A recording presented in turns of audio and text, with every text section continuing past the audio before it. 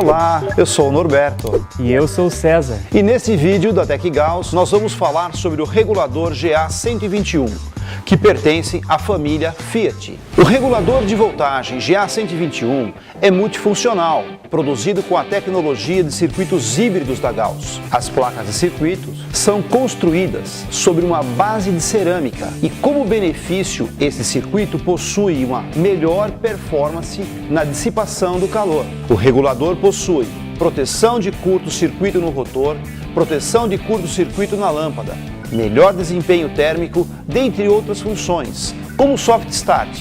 Quando ligamos o motor do veículo, o alternador começa a carregar inicialmente com 12,6 volts e vai aumentando essa voltagem até atingir os 14,5. Este processo leva em torno de 2 segundos e visa, dentre outras coisas, poupar a parte mecânica do veículo, como por exemplo, rolamentos, correia, dentre outros. Este regulador também habilita o relé do ar-condicionado após a partida do veículo e somente após a lâmpada do painel apagar, o que ocorre quando o motor atinge 500 rotações. Só nesse momento é que está habilitado o relé do ar-condicionado, para que não tenhamos, por exemplo, o acionamento do relé do ar com o veículo em repouso.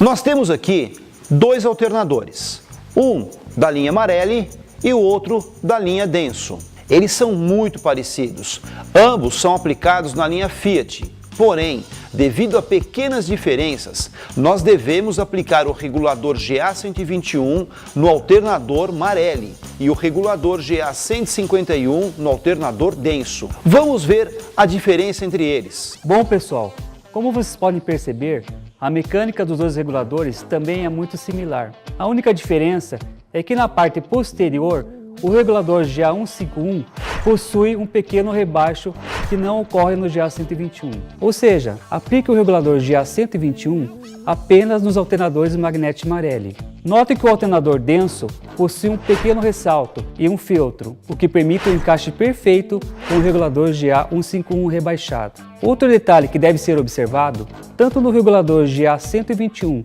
quanto no GA151, é o ponto de aterramento. Esses reguladores possuem dois pontos para o negativo. Se o seu mancal não possuir o furo deste ponto, não se preocupe, pois o aterramento também é feito por este ponto de fixação. Bom, pessoal, esse foi o nosso vídeo sobre o regulador GA121. Agradeço a atenção de todos vocês e, em nome da Gauss, espero reencontrá-los em um novo conteúdo da Tech Gauss. Até! Obrigado e até o próximo vídeo. Inscreva-se agora em nosso canal e assista a outros vídeos da Tech Gauss.